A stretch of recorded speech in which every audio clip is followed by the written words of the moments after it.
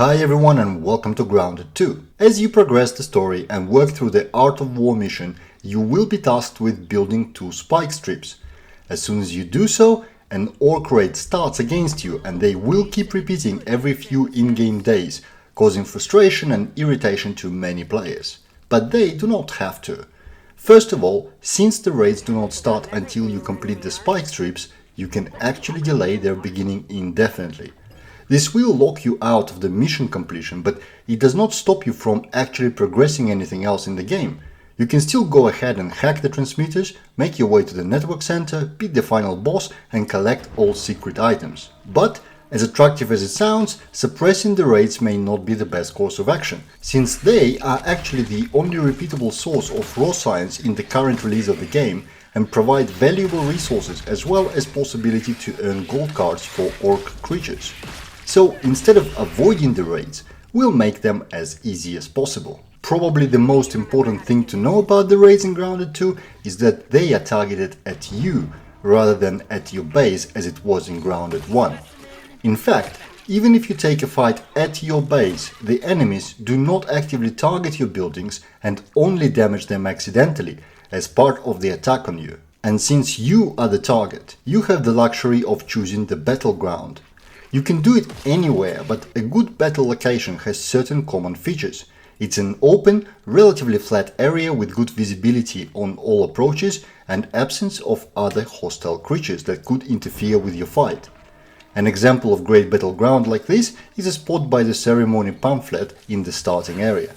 With the location being chosen, the next part of making the battle easy is to make sure you are actually there when the battle starts. And that is not hard to do at all. You get your first warning of the upcoming raid 24 in-game hours prior to it happening, at 8 PM of the day before invasion.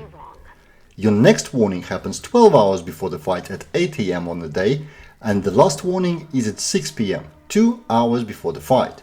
These 2 hours are actually sufficient to arrive to your chosen location on your buggy from anywhere on the map. So as long as you pay attention to even just the first warning, you know exactly when and can choose exactly where to fight the orc creatures. As to the battle itself, there's one massive change in Grounded 2 compared to the first game. The acorn turrets are actually useful and pack a very serious punch against invading enemies. So place a turret in the middle of your battleground and surround it with spike strips. Place any container nearby like a basket or a chest and fill it with turret ammo so you don't have to carry the rounds with you all the time.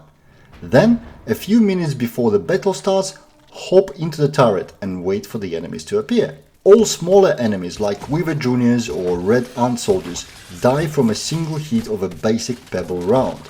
Bigger ones, like large Weavers or Ladybugs, may need 2 or 3. You can also use Burnie rounds for a bit more damage per shot, but they are also slower to shoot, so I find the pebble rounds better than any others. Of course, you can go as crazy as you want with the killing floor design, like elevating the turret, creating several firing posts for a co-op play, or filling every approach with spike strips so no enemy can even get close.